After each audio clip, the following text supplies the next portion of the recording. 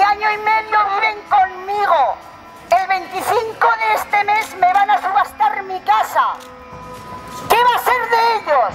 ¿Dónde van a vivir si los echan? Dime, ¿los traigo a tu casa? Muy bien, muy bien, cariño. ¡Sí se puede! ¡Sí se puede! ¡Sí se puede! ¡Sí se puede!